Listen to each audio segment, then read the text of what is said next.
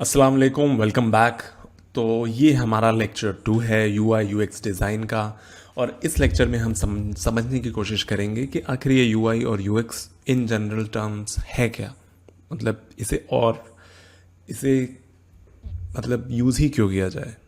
तो हमारा मेन जो टॉपिक है ये इस लेक्चर का रहने वाला है। इसके बाद के लेक्चर में हम थोड़े से इसके और थ्योरी का पार्ट देखेंगे और फाइनली लेक्चर 3 और लेक्चर 4 से हम अपना जो भी प्रोसेस है हम उस पे आएंगे। तो सबसे पहले तो चलिए हम देखते हैं कि UI UX अगर हम इंडस्ट्री टर्म देखें या हम बहुत ही फॉर्मल टर्म्स में देखें तो उसका मतलब क्या होता है। तो ये इंटरैक्शन डिज़ाइन फाउंडेशन एक फाउंडेशन है, एक कह लीजिए एक एजुकेशनल इंस्टीट्यूशन जैसा है जो कि कई कोर्सेज कराता है UI UX से रिलेटेड।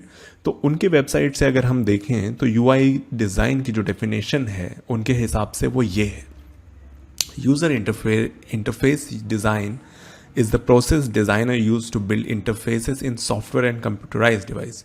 तो जो भी हम अभी इस लेक्चर में या इस कोर्स में UI डिज़ाइन की बात करेंगे वो बेसिकली सारे के सारे सॉफ्टवेयर से रिलेटेड हम बात कर रहे हैं। और भी चीज़ों में हम UI देख सकते हैं, बट अभी जो हम बात कर रहे हैं वो मोस्टली हम जो भी हमारे मोबाइल डिवाइसेस हैं या लैपटॉप है हम उसकी बात कर रहे हैं। हम बाकी छोटे पॉकेट डिवाइसेस की भी बात नहीं कर रहे हैं।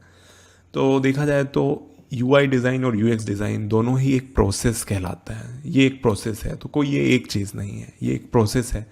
और इस प्रोसेस के अंदर कई चीज़ें आती हैं, वो हम आगे की स्लाइड्स में देखने वाले हैं। Used to build interfaces in softwares or computerized devices focusing on look and style। तो जो ये यूज़र इंटरफेस डिज़ाइन है ये बहुत कुछ, ये सारा का सारा फोकस रहता है लुक और स्टाइल पे।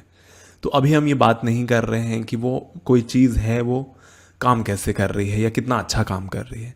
अभी हम बात कर रहे हैं कि वो चीज़ दिख कैसी रही है, अच्छी दिख रही है, ख़राब दिख रही है। तो UI डिज़ाइन जो चीज़ है ये सारा कुछ फोकस है कि वो चीज़ आखिर दिख कैसे रही है। तो इसका हम एग्ज़ाम्पल ले लें अगर, तो कोई भी चीज़ है, अगर आपने मान लीजिए आपने बहुत ही अच्छी कोई कार खरीदी जो बहुत ही अच्छी है दिखने में, बट वो चलने में आपके जो भी नीड्स है वो मीट नहीं कर रही है। तो वहाँ पे एक आपका जो मिसमैच आया तो वो है। बट वहाँ अगर हम जनरल देखें कि हम एग्जांपल के तौर पे देखें कि वहाँ UI क्या था, तो वो कार दिखने में बहुत अच्छी थी। अब वो चलने में या माइलेज में कैसी है वो UX का पार्ट हो गया। अब वो आपके एक्सपीरियंस से मैच नहीं हुआ या आपको डिसअपॉइंटमेंट हुई तो वो अलग चीज़ है। बट बात वहाँ ये है कि वो दिखने में बहुत अच्छे थे। तो ऐसे ही अगर हम सॉफ्टवेयर्स या एप्स देखें तो उसमें जो UI का पार्ट है वो फोकस करता है मेनली कि वो ऐप या कुछ भी वेबसाइट बोल लीजिए वो आखिर दिखती कैसी है। तो ये हो गया हमारा UI डिज़ाइन। Designers aim to create interfaces which user find easy to use and pleasurable. तो अगेन वही चीज़ है कि अगर हमको कोई अच्छी चीज़, कोई वेब पेज है वो बहुत अच्छा दिख रहा है तो हम वही यूज़ करेंगे। और भी काफ़ी सर्च इंजन्स हैं गूगल के अलावा, but day to day life में अगर आप देखें तो मोस्टली 90% टाइम आप गूगल ही यूज़ करेंगे। मैं इसका 2 रीज़न है, एक उनका UX बहुत अच्छा है और दूसरा उनका UI भी बहुत अच्छा है कि एकदम क्लीन है और जो भी आपको चाहिए, जो भी आपको रिज़ल्ट चाहिए वो आप ईज़िली आप देख सकते हैं कि हाँ इस पेज में इतने रिज़ल्ट हैं, तो कोई भी हम क्लिक करेंगे तो वो नए पेज में खुलेगा। वहीं बाकी जो हैं मान लीजिए और सर्च इंजन हैं वो इतना अच्छा उनका यूज़र बेस नहीं है। उसमें 2 उनके रीज़न हैं, एक UI उनका ख़राब रहता है और दूसरा यूज़र एक्सपीरियंस ख़राब रहता है। UI design refers to graphical user interface and other forms. तो यहाँ पे अगेन हमारा जो भी ग्राफिक्स से रिलेटेड चीज़ है उसकी बात हो रही है कि कोई अगर ऐप है तो उसका कलर क्या रहेगा, कोई अगर खाने का ऐप है तो उसका कलर मोस्टली रेड रहेगा या येलो रहेगा। बिकॉज अगेन अगर आप ग्राफिक डिज़ाइन का स्टडी करेंगे तो उसमें कई कलर्स के काफ़ी सारे मतलब हैं और काफ़ी सारे इमोशन वो आपके अंदर इवोक करते हैं। तो जैसे कि रेड हो गया, येलो हो गया, तो ये एपेटाइट आपके अंदर बढ़ाते हैं। तो इसीलिए जनरली आप देखेंगे कोई भी खाने वाली चीज़, जैसे डोमिनोज़ की अगर आप उसमें जाएंगे या डोमिनोज़ या किसी भी उसमें जाएंगे, तो मोस्टली यहाँ पे इंडिया में तो मैंने देखा है कि डोमिनोज़ की जो टेबल्स रहती हैं वो रेड रहती हैं और इंटीरियर में काफ़ी रेड का यूज़ होता है। तो ये सारी तमाम चीज़ें जो हैं वो यूआई के अंदर आती हैं कि कलर क्या यूज़ हो रहा है, फ़ोटोज़ क्या यूज़ हो रही हैं, फ़ॉन्ट क्या यूज़ हो रहा है। तो ये सारी चीज़ें यूआई के अंदर आ गई। तो आई होप यूआई तो आपको समझ में आ गया होगा। अब हम देखते हैं कि इसका जो सेकंड पार्ट है यूएक्स क्या होता है। तो अगेन इंटरैक्शन डिज़ाइन फाउंडेशन के हिसाब से user experience design is a process. Again ये एक प्रोसेस है, इसके अंदर कई चीज़ें आती हैं, वो हम आगे देखेंगे। Design teams use to create product that provide meaningful and relevant experience to the user. ठीक है, तो मीनिंगफुल और रेलिवेंट यहाँ पे कीवर्ड्स हैं कि अगर आप कोई ऐप यूज़ कर रहे हैं और आपके रेलेवेंस उसमें है, जैसे कि मान लीजिए आपको कोई फास्ट फूड का ऐप है, बट अगर उस फास्ट फूड के डिलीवरी में 2 घंटे लगते हैं तो ये बहुत ही ख़राब यूज़र एक्सपीरियंस कहलाएगा। तो अगेन यूज़र एक्सपीरियंस जो है वो सिर्फ और सिर्फ आपके ऐप से रिलेटेड नहीं है। यूज़र एक्सपीरियंस काफ़ी यूआई से बड़ी चीज़ है। मतलब ये एंड टू एंड चीज़ है कि आपका एक्सपीरियंस शुरू से लेके आखिरी तक कैसा है।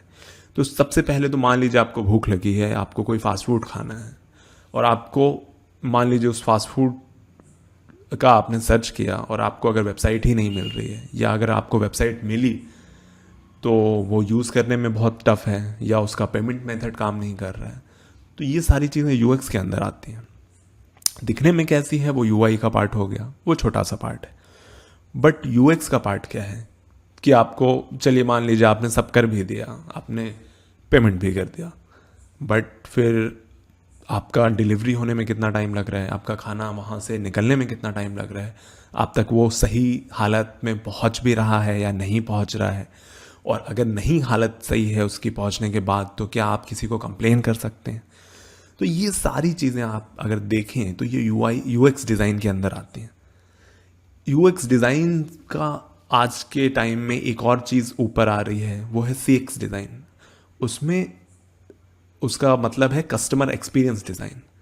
तो वो आई गेस यूआई यूएक्स के भी से भी बड़ी चीज़ है। तो यूआई और यूएक्स भी सीएक्स के अंदर आएंगे अगर उस हिसाब से हम देखें तो सीएक्स भी एक नई चीज़ है, वो भी आप रिसर्च कर सकते हैं। तो यूएक्स डिज़ाइन आपने समझा कि जो आपका यूज़र है उसको मीनिंगफुल और रेलिवेंट एक्सपीरियंस प्रोवाइड करने का जो भी हम एक प्रोसेस करते हैं वो यूएक्स डिज़ाइन है। This involves the design of entire process of acquiring and integrating the product including aspects of branding, design, usability and function. तो हमारा ब्रांडिंग भी है, डिज़ाइन यूएक्स यूआई हो गया हमारा डिज़ाइन, यूजेबिलिटी की वो ऐप जो भी है आपने बनाया है या वेबसाइट है वो कितनी यूजेबल है, क्या यूज़र है जो वो चेकआउट तक पहुंच भी पा रहा है, या उसके बीच में ही आपका कोई पेज मिसिंग है, या 404 एरर आ रहा है, या जो भी चीज़ हो सकती है। तो उसका शुरू से लेके आखिरी तक का एक्सपीरियंस कैसा है वो यूएक्स डिज़ाइन के अंडर आएगा। और जो भी चीज़ के थ्रू वो एक्सपीरियंस करेगा, जो भी इंटरफेस के थ्रू एक्सपीरियंस करेगा, वो आपका यूआई है। तो ये तो हो गई काफ़ी किताबी डेफिनेशन हो गई है, बट हम अगर समझें तो हम एक एग्जांपल लेते हैं कि यूएक्स और यूआई बहुत ज़रूरी क्यों है, इंटरकनेक्टेड क्यों है। इसका हम एक एग्जांपल यहाँ लेते हैं। तो यहाँ पे लेफ्ट हैंड साइड में एक ब्लूप्रिंट है घर का, और यहाँ राइट हैंड साइड में आपका तैयार हो गया है घर। बट ऐसा कभी आपने नहीं देखा होगा कि कभी भी घर बनाना है तो आपने सबसे पहले नींव से शुरुआत की, या आपने सीधे दीवार खड़ी करनी शुरू कर दी, या कुछ भी। आप हमेशा किसी आर्किटेक्ट के पास जाते हैं, एक नक्शा बनवाते हैं या एक ब्लूप्रिंट बनवाते हैं। और इसका मकसद क्या है ब्लूप्रिंट का? इसका मकसद बहुत ही ईजी है कि आपके पास एक प्लान है कि आपको आखिर करना क्या है, आपको कितने एरिया में बनाना है, किस साइड या किस डायरेक्शन में आपकी विंडोज़ रहेंगी, आपके डोर्स रहेंगे, क्या एंगल रहेगा, क्या हाइट रहेगी।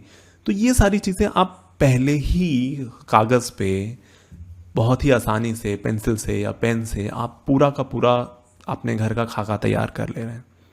तो ये एक बार आपके पास आ गया तो आपको कोई भी गेस वर्क या सेकंड आपको कुछ भी चीज़ सोचने की ज़रूरत नहीं है। आप अपना ब्लूप्रिंट कॉन्ट्रैक्टर को देंगे तो वो कॉन्ट्रैक्टर ब्लूप्रिंट देख के एग्जैक्टली वही चीज़ समझेगा जो आपने समझी है, और वो एग्जैक्टली वही बनाएगा जो आप चाहते हैं। तो मान लीजिए कि आपने ये ब्लूप्रिंट नहीं बनवाया और आपने बोला कि चलो मैं ऐसे ही घर बनवाऊंगा। आपने मान लीजिए अगर हमारा ये ब्लूप्रिंट यूएक्स का पार्ट है और हमारा ये घर यूआई का पार्ट है, तो आपने बोला चलो भाई मैं बस यूआई पे फोकस करूँगा, मैं यूएक्स पे फोकस नहीं करूँगा, इसको हटा देते हैं। तो आपने शुरुआत की, आपने नींव रखी, आपने दीवारें खड़ी करनी शुरू की। अब आपके पास कोई प्लान नहीं है कि कौन सी दीवार कहाँ जुड़नी है, कौन सा दरवाज़ा कहाँ खुलना है, कौन सी खिड़की कहाँ लगनी है, या कोई आप हो सकता है आप खिड़की लगाना भूल जाएं किसी रूम में, या आप हो सकता है आप किसी रूम में एक खिड़की लगाना चाह रहे थे, वहाँ 2 लग जाए या 3 लग जाए। तो जब आपका घर तैयार हो जाएगा और आपने मान लीजिए उसको बहुत अच्छे से सारी चीज़ें कर दी, इंटीरियर आपने सही कर दिया, वो घर दिखने में तो काफ़ी अच्छा रहेगा, बट क्या वो घर आपके यूज़ के लायक रहेगा? आई डोंट थिंक कि वो रहेगा। क्योंकि मान लीजिए आपने अगर एक कमरे में 3 खिड़कियां लगाई और एक कमरे में आपने कोई खिड़की नहीं लगाई, तो देखा जाए तो कहीं ना कहीं आपके दोनों कमरे अनयूजेबल हो जाएंगे।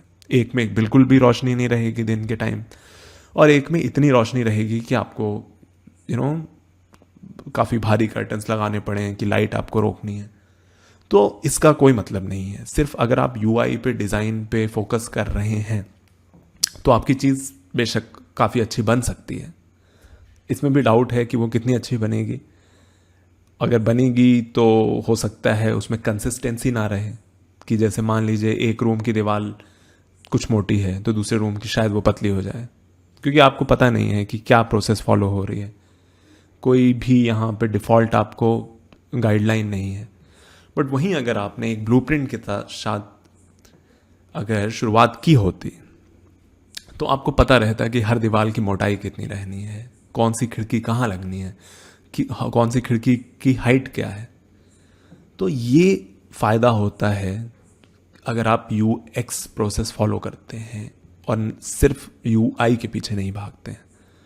दोनों के दोनों अपनी जगह बहुत ज़रूरी हैं। बिना नक्शे के आप घर नहीं बना सकते, और अगर आप नक्शा बनवाने के बाद अगर आप सही मटेरियल यूज़ नहीं करते हैं, या फिर मान लीजिए आप सही कॉन्ट्रैक्टर यूज़ नहीं करते हैं, तो भी आपका घर बन तो जाएगा हूबहू, बट वो दिखने में अच्छा नहीं रहेगा, और वो भी आपका एक्सपीरियंस कहीं ना कहीं ख़राब करेगा। तो ये एक एग्जाम्पल है जिससे आप काफ़ी ईजिली समझ सकते हैं कि हम यहाँ पे क्या बात कर रहे हैं। यही सेम अगर एग्जाम्पल आप रिलेट करें कोई भी डिजिटल प्रोडक्ट, कोई भी एप्लीकेशन है आपके मोबाइल का, या कोई सॉफ्टवेयर है जो आप अपने लैपटॉप पे, कंप्यूटर पे यूज़ करते हैं, तो वहाँ भी ये सारी चीज़ें अप्लाई होती हैं।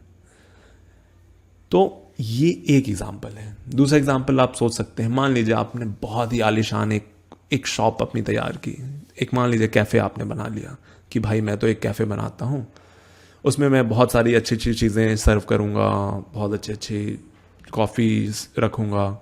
तो आपने बहुत ही अच्छा इंटीरियर किया, आपने बहुत अच्छे शेफ़ हायर किए, बट मान लीजिए आपने अपना जो भी शॉप है या कैफ़े है वो एक ऐसी जगह पे बना ली जहाँ कोई रोड ही नहीं जाती है, तो उसका कोई लॉजिक नहीं है। आप चाह के भी वहाँ पे आपका कस्टमर नहीं आ सकता, या अगर वो आएगा भी तो उसका जो एक्सपीरियंस है आने का, उसका एक्सपीरियंस आप शुरू होता है कि वो आपको सर्च करे, आपकी शॉप के रिव्यूज़ देखे और आपके डायरेक्शन ले, आपके शॉप तक आए, वहाँ बैठे, वहाँ आपको ऑर्डर दे, आप ऑर्डर में कितना टाइम लगा रहे हैं, उसके बाद से अगर वो खाना आया है तो वो कैसा है टेस्ट में, आपने कितने पैसे उससे चार्ज किए, और उसका एंड एक्सपीरियंस क्या है, ये सारा कुछ यूएक्स डिज़ाइन के अंदर आएगा। बट वहीं अगर आपने ऐसी शॉप खोल ली जो सिर्फ दिखने में अच्छी है बट वहाँ तक कोई रास्ता नहीं पहुँचाता है, तो आपकी शॉप नहीं चल सकती।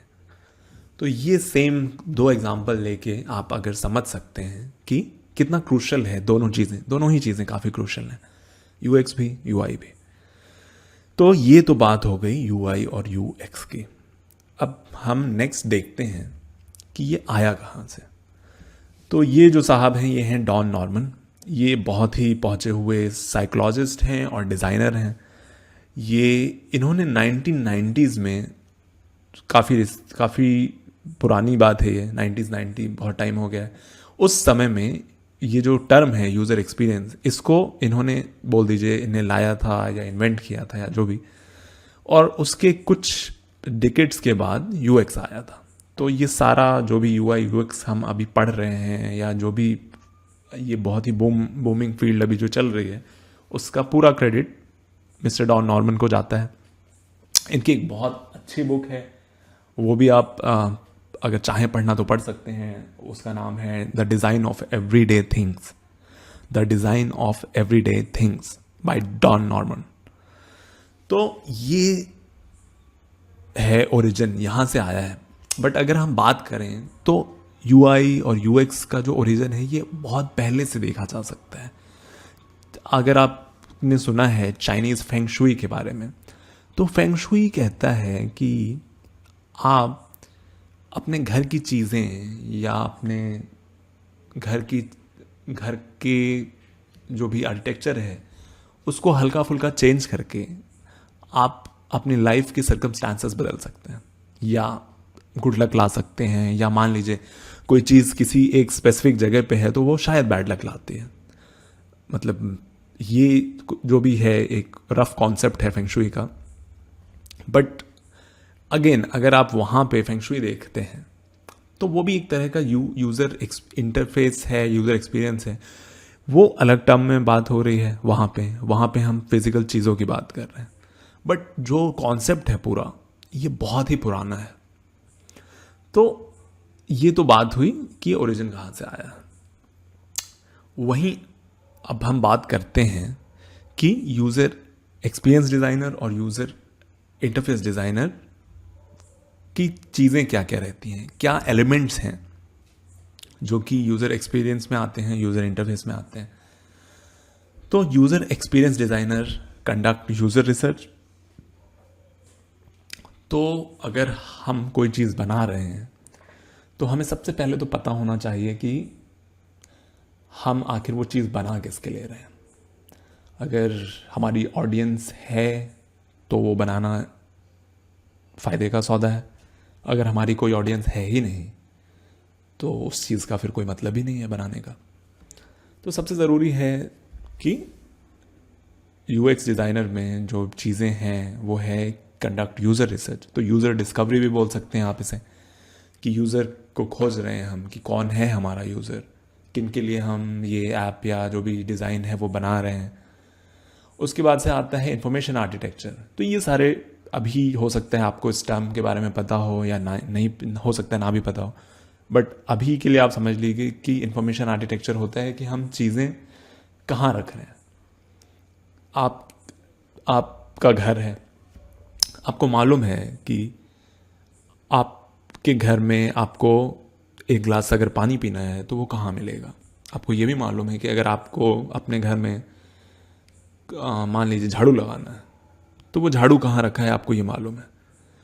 तो इंफॉर्मेशन आर्किटेक्चर अगर हम वेब के टर्म में देखें तो हम चीज़ों को ऐसे ऑर्गेनाइज करते हैं कि यूज़र बहुत ईजिली वो फाइंड कर ले।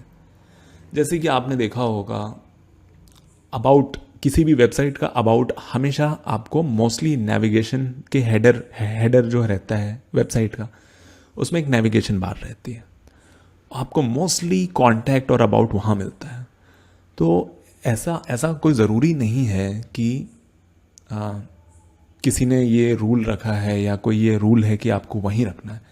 बट इतने टाइम तक हर वेबसाइट पे अगर आपने देखा है कि वो चीज़ वहीं रहती है, तो कहीं ना कहीं यूज़र एक्सपेक्ट करने लगता है कि जो भी नई वेबसाइट वो विज़िट करेगा वो भी कहीं ना कहीं वैसे ही काम करेगी। और अच्छा इन्फॉर्मेशन आर्किटेक्चर वही है कि आप उस चीज़ को उस जगह पे रखिए जहाँ यूज़र उसको खोज रहा है या उसको लगता है कि वो मिल जाएगी। तो ये हो गया हमारा information architecture. Create wire frame and prototype, तो ये हम आगे पढ़ेंगे वायर फ्रेम क्या होता है, प्रोटोटाइप क्या होता है। अभी के लिए आप बस समझ लीजिए कि ये इनिशियल आइडिया रहता है कि जो भी हम डिज़ाइन बनाने वाले हैं उसका आइडिएशन फेज है। जैसे कि हमारा घर का एग्जाम्पल में घर का ब्लूप्रिंट को हम वायर फ्रेम बोल सकते हैं, और प्रोटोटाइप दूसरी चीज़ है, ये मैं आगे बताऊंगा। तो उसके बाद से होता है कंडक्ट यूजिबिलिटी टेस्ट। तो मान लीजिए कि हमने कुछ बना लिया, usability test is kind of research. जैसे आपने देखा होगा कोई कंपनी कोई नया प्रोडक्ट लाती है तो वो उसको सीधे बेचने नहीं जाती है, वो सबसे पहले तो आपको फ्री सैंपल देती है। मान लीजिए किसी किसी चॉकलेट कंपनी ने एक नए नए फ्लेवर का चॉकलेट बनाया, तो वो पहले रिसर्च करेगी, टेस्ट करेगी यूज़र के साथ।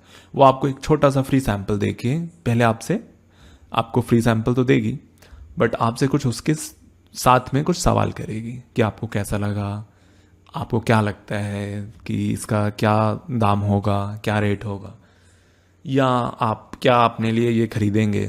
तो ये सारी चीज़ें करके वो फ्री में आपको कुछ भी चीज़ दे के आपसे बहुत ही वैल्यूएबल इन्फॉर्मेशन लेती है। वो वैल्यूएबल इन्फॉर्मेशन फिर वो फर्दर अपने प्रोडक्ट को और अच्छा बनाने के लिए यूज़ करते हैं। तो यूजिबिलिटी टेस्टिंग ऐसी ही चीज़ है। यूजिबिलिटी टेस्टिंग में हम जो भी हमारा डिज़ाइन है उसका एक बहुत ही बेसिक वर्जन बनाते हैं और हम उसको टेस्ट करके देखते हैं कि ये आखिर काम कैसा कर रहा है। क्या ये यूज़र ईजिली इससे नेविगेट कर ले रहा है, क्या यूज़र जो करना चाह रहा है वो कर भी पा रहा है या नहीं। तो ये यूजिबिलिटी टेस्टिंग के अंदर आता है, ये भी यूएक्स का ही पार्ट है। Bridges the gap between user needs and need of the business. तो यस, ये बहुत ही इंपॉर्टेंट टॉपिक है। तो मान लीजिए आप एक यूएक्स डिज़ाइनर हैं और आपने हम हमेशा बोलते हैं कि यूएक्स और यूआई में हम यूज़र को एकदम सेंटर में रख के कोई भी चीज़ डिज़ाइन कर रहे हैं। बट एक बात ये भी है कि जिसके लिए आप डिज़ाइन कर रहे हैं या जो आपको पैसे दे रहा है उसकी कुछ बिजनेस नीड है। तो ऐसा नहीं है कि आप हर चीज़ सिर्फ यूज़र के लिए कर रहे हैं।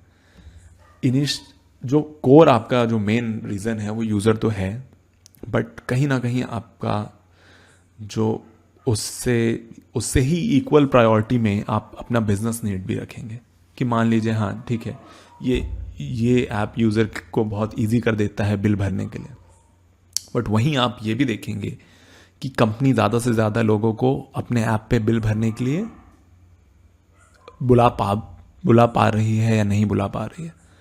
तो ये भी एक बहुत इंपॉर्टेंट चीज़ है कि आप बिजनेस नीड को भी उतना ही तवज्जो दें जितना कि आप यूज़र नीड को दें। उसके बाद आता है collaborate with UI designer, developer and other की स्टेक होल्डर। ठीक है, चलिए अब यूआई के बारे में देखते हैं। यूआई पूरा का पूरा ग्राफिक से डिज़ाइन से रिलेटेड होने वाला है। इनफैक्ट इस फ्रेम में जो भी चीज़ें हैं वो सारा का सारा डिज़ाइन से रिलेटेड है। Design, button, icons and animations. ठीक है, बटन आप देखते हैं कई तरह की बटन होती हैं, आइकन्स होते हैं।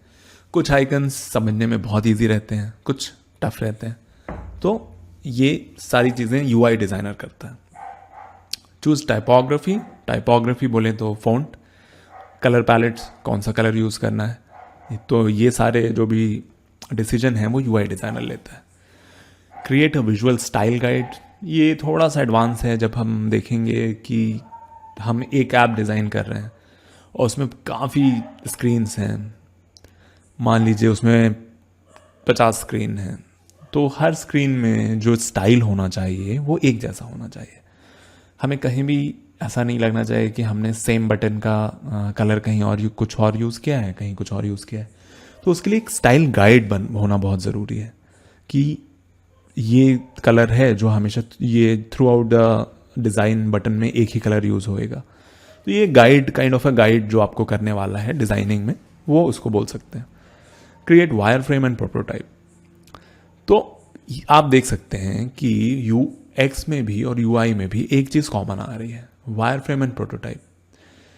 और तो ये जो UI UX है, अगेन ये कुछ बहुत अलग चीज़ नहीं है।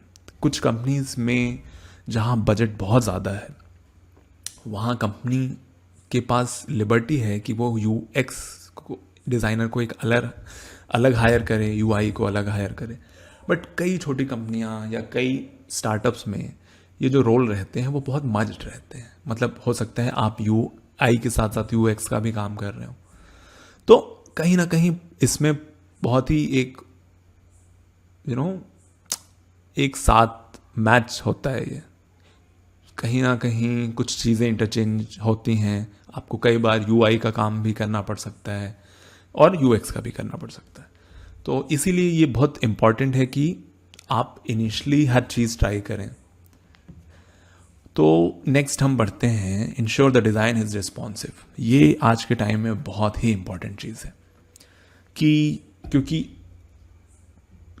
2000 के बाद आई गेस मोबाइल यूज़र्स और जो भी वेबसाइट हम देखते हैं मोबाइल पे, उसमें बहुत ज़्यादा राइज आया है। लोग पहले मोस्टली लैपटॉप्स पे या डेस्कटॉप पे मोबाइल वेबसाइट विजिट करते थे, बट आज के टाइम में 50% या 70% आप कह लीजिए कि जो वेबसाइट के विजिट आते हैं वो मोबाइल डिवाइस पे आते हैं। तो अब पहले से ज़्यादा इम्पॉर्टेंट हो गया है कि जो भी आप बना रहे हैं उसको हर डिवाइस के हिसाब से बनाना बहुत ज़रूरी है। और आजकल जो भी नए डिज़ाइन है वो मोबाइल फर्स्ट मेथड पे काम करते हैं। तो हो सकता है कि कोई भी चीज़ अगर आप वेबसाइट बना रहे हैं तो उसका मोबाइल वर्जन पहले बन जाए और उसके बाद उसका डेस्कटॉप वर्जन बनाया जाए।